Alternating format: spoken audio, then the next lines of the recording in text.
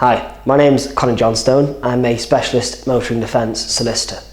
The purpose of this video is to discuss the three most common ways that you can avoid a disqualification for drink driving.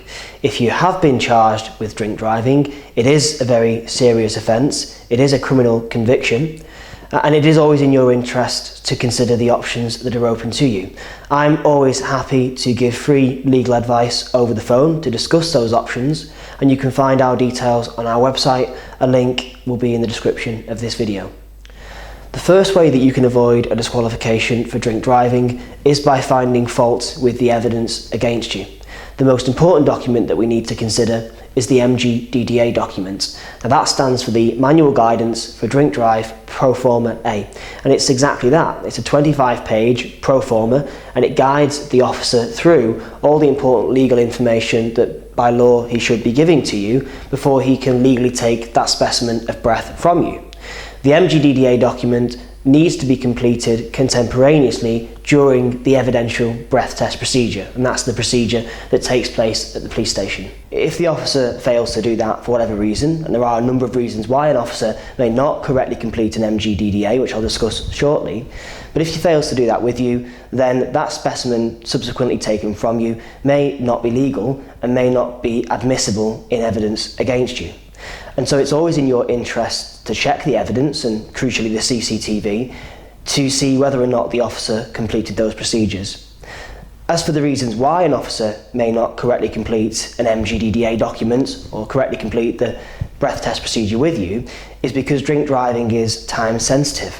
And so any alcohol that's present in your body will be rapidly reducing as time passes. So as you eliminate and you burn off the alcohol in your system, your breath reading is going to drop. And that can be a huge concern for any officer wanting to get the highest breath reading from you, particularly if your roadside reading was between 40 or 50, because there's a very good chance at the police station that if he spent 30 minutes going through the procedure, you're then going to be under the legal limit at the time you're then placed onto that machine. And so just to summarise, that the first way that you can avoid a disqualification for drink driving is by finding fault with the evidence against you. The second way that you can avoid a disqualification for drink driving is by taking advantage of the way the prosecution service actually prosecute these cases. Now once we enter, or if we enter, a not guilty plea on the first appearance, we then trigger what's known as further disclosure. And that means the prosecution have to provide all the outstanding evidence against you, usually within 28 days of that first court date. Now in 99% of cases that we deal with as a firm, the prosecution service will not make the evidence available within that 28-day period.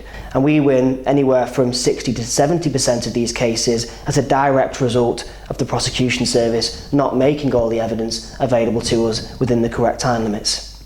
And so to sum up, the second way that you can avoid a disqualification for drink driving is by taking advantage of the way the CPS prosecute these cases, with the aim of actually avoiding a conviction. The third way that you can avoid a disqualification for drink driving is by successfully raising a special reasons argument.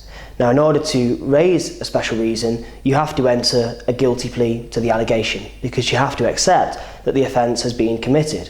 But the circumstances are such that you shouldn't receive the full length of the disqualification, or indeed any disqualification whatsoever.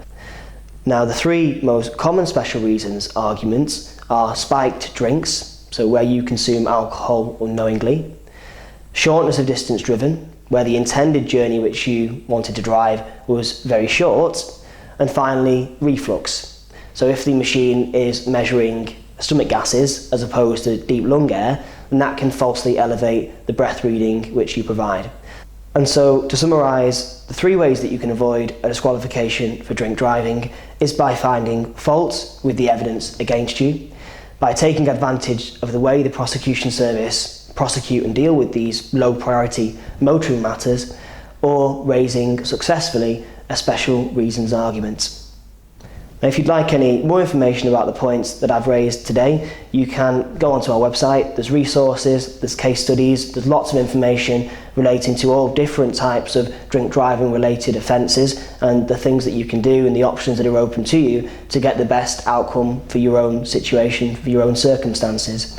We're always happy to give free legal advice over the phone. Clearly it's always in your interest to even consider the options that are open to you. That's not to say you always have to instruct a solicitor, and that's not to say you always have to challenge a drink driving allegation, but there are always options and it's always worthwhile considering those. So if you want to speak with myself, one of my colleagues, give us a call and we're always happy to give free legal advice over the phone.